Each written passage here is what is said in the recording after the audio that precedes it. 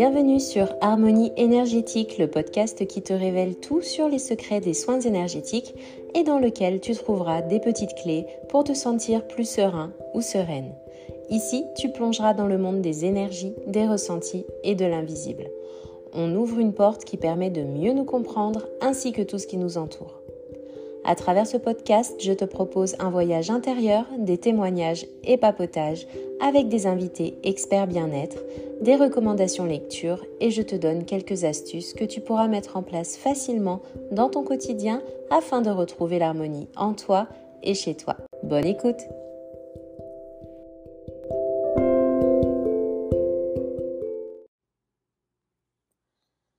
Hello! Aujourd'hui, on marque une petite pause sur les problèmes psychosomatiques. On les a abordés de manière assez approfondie dans les derniers épisodes et plus particulièrement aussi pour savoir ce qui pouvait être à l'origine de nos problèmes de peau. Dans ces épisodes, je vous ai aussi partagé 2 livres super intéressants qui font le lien entre toutes les problématiques, les maux physiques, les maladies et leurs causes psychosomatiques. Que vous soyez dans le domaine du bien-être, thérapeute ou tout simplement curieux de comprendre les causes de certains déséquilibres chez vous ou sur vos proches, je vous ai mis à disposition les liens de ces 2 livres dans les notes des épisodes précédents ainsi que dans celui-ci. D'ailleurs, comme j'ai eu pas mal de retours sur cette thématique, je compte bien continuer de l'aborder et si vous souhaitez qu'on traite un sujet particulier comme une certaine maladie en lien avec les troubles psychosomatiques, n'hésitez pas à m'envoyer un DM sur Insta ou à me contacter tout simplement par email. Ça me ferait aussi plaisir d'aborder des thèmes qui vous tiennent à cœur et de pouvoir du coup vous aider un peu plus. Il y a quelques temps, je vous ai partagé un épisode afin de mieux comprendre ce qu'est l'aura et surtout ce qui pouvait l'affecter. Que représente-t-elle? En quoi elle consiste? Et surtout, comment en prendre soin par nous-mêmes? Cette enveloppe énergétique est en constante interaction avec notre environnement et ce que nous vivons. Notre état émotionnel peut l'affecter, tout comme certaines situations extérieures et changements. Alors, comment maintenir son équilibre et éviter des fuites ou des pertes d'énergie? Il y a beaucoup de lectures sur ce thème et on peut retrouver diverses techniques telles que la méditation, la visualisation qui vont permettre de maintenir une certaine harmonie. Les soins énergétiques, ils apportent aussi beaucoup de bienfaits et permettent de maintenir son équilibre sur une certaine période. Mais comment intervenir par soi-même pour faire perdurer les bienfaits de ces soins?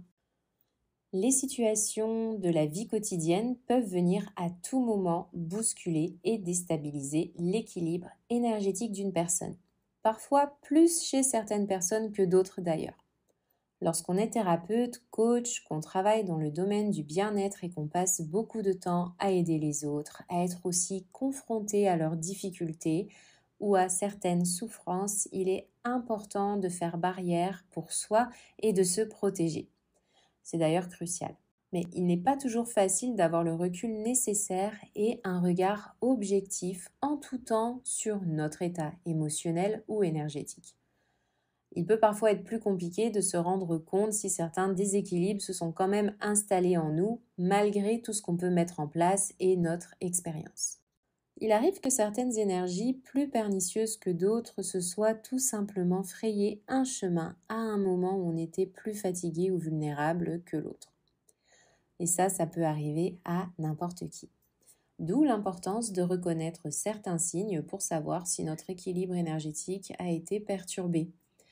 Le manque de concentration, l'impression d'être dans le brouillard, des pertes d'équilibre, des ressentis de chaud ou de froid à certains endroits spécifiques sur notre corps vont souvent caractériser qu'une fuite d'énergie est déjà en train de se mettre en place.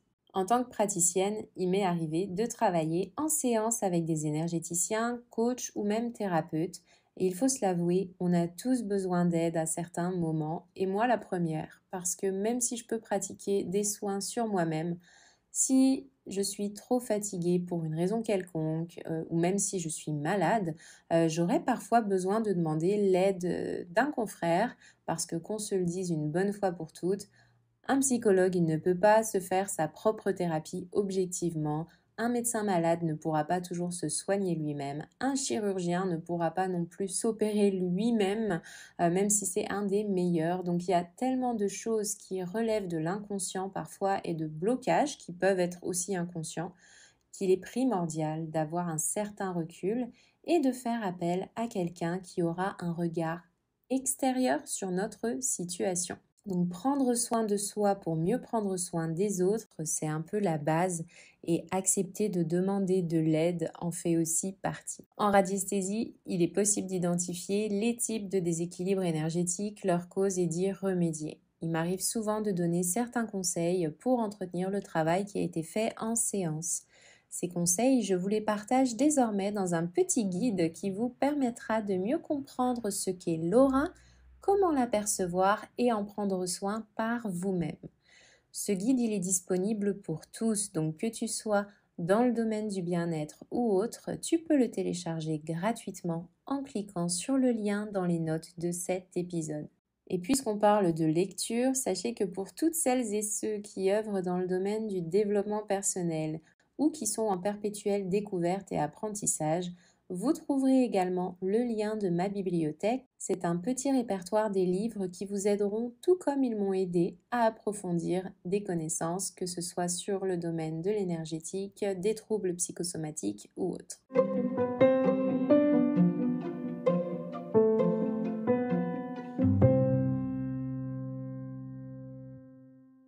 Je vous laisse maintenant avec cet épisode qui vous en dira un peu plus sur les conséquences d'une aura en déséquilibre.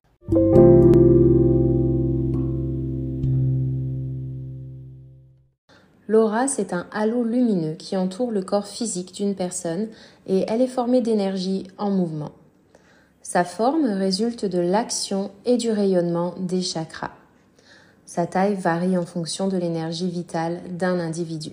On peut percevoir l'aura d'une personne ainsi que les couleurs dont elle est composée et ce sont les couleurs des chakras qui donneront donc la couleur de l'aura. Il faut savoir que dépendamment de l'état émotionnel d'une personne ou de ses facultés énergétiques, la couleur de l'aura varie. Une personne en dépression, par exemple, va avoir une aura qui tire plutôt vers le gris, alors qu'une personne en bonne santé, qui a des facultés de guérison, va avoir une aura qui tire vers la couleur verte. Là encore, il faut faire attention à la teinte de ces couleurs, car un vert sale indiquera certains déséquilibres. Chaque couleur a une signification et il ne s'agit pas que de percevoir du bleu, du rose ou du jaune, mais aussi de prêter attention à la teinte et à la luminosité de celle-ci. Il y a beaucoup d'informations en ligne sur la signification des couleurs de l'aura et en voici quelques-unes. Une personne qui a un rose lumineux, ça indiquera une certaine tendresse ou une certaine douceur chez celle-ci, alors que si elle a un rose plutôt sale, on parlera plutôt d'une certaine superficialité. Un jaune doré indique une très haute spiritualité, alors qu'un jaune sale représente quelqu'un qui est plutôt usurpateur ou qui a besoin de reconnaissance. Le rouge représente plutôt la colère, les passions émotionnelles vives et l'impulsivité. Le marron représentera ou indiquera une personne néfaste ou négative. Si une personne a du noir dans son aura, ça indiquera que la personne est plutôt malsaine ou maléfique. Après, on n'a pas une aura que d'une seule couleur, elle peut être teintée de rose, de jaune, de rouge, de plusieurs couleurs en même temps, dépendamment de l'état émotionnel dans lequel on se trouve et de la personnalité de quelqu'un. Toute pensée, bonne ou mauvaise, agit sur les chakras, ce qui a des conséquences sur la couleur de l'aura. Une personne avec des pensées positives aura des teintes plutôt pastel et lumineuses, alors qu'une personne avec des pensées néfastes aura des teintes plutôt foncées. Les chakras qui sont trop faibles vont donc agir sur la forme de l'aura et elle sera creusée à l'endroit du chakra qui correspond. Un chakra trop actif, au contraire, formera une bosse sur l'aura à l'emplacement où il se trouve. Il existe de nos jours des appareils qui permettent de visualiser l'aura d'une personne. Il y a par exemple la photo Kirlian qui provient d'une découverte d'un électricien russe, Semyon Kirlian, et qui prouve son existence scientifiquement. Il a pu réaliser la photo de l'aura d'une main en la déposant sur une plaque photographique et en envoyant un champ électrique à celle-ci, assez puissant au même moment. D'autres appareils, encore plus précis, trouvent la couleur de l'aura et même leur zone de faiblesse.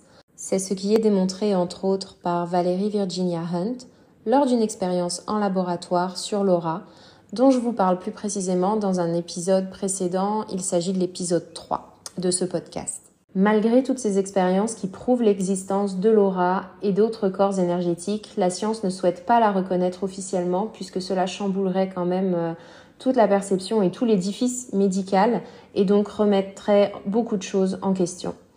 On en reste donc là pour le moment à rechercher des réponses sur ce sujet dans des livres ou grâce à certains chercheurs qui continuent de s'y intéresser. Il est intéressant en parlant de l'aura de se pencher sur la compatibilité de celle-ci entre chaque personne. Il y a un ressenti qui peut être perceptible par tous, mais il faut quand même y prêter attention. Serge Boutboul, dans son livre « Développer vos facultés psychiques et spirituelles », l'a très bien illustré d'ailleurs. Il montre que lorsque deux personnes très proches sur le niveau vibratoire, des amis, des amoureux ou une personne de la même famille par exemple, qui s'aiment vraiment, à ce moment-là, leur fréquence énergétique entraîne un fusionnement de cette aura. À l'inverse, pour des personnes qui sont plutôt opposées intérieurement, on va constater que leur aura a tendance à se repousser automatiquement.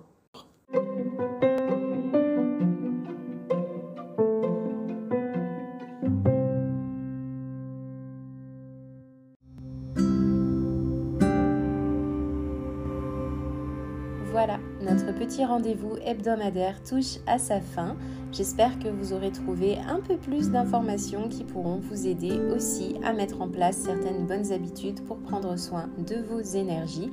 N'hésitez pas à me rejoindre sur le site internet d'Harmonie Énergétique. Le lien est aussi dans les notes de cet épisode. Vous y retrouverez entre autres toutes les informations sur les séances en radiesthésie qu'on peut effectuer sur vous, mais aussi sur vos maisons, vos bureaux ou votre lieu de travail. N'hésitez pas non plus à me laisser une petite étoile ou un petit avis si vous êtes sur Spotify ou Apple Podcast. Je vous remercie pour votre soutien. Je vous dis à très vite et prenez soin de vous.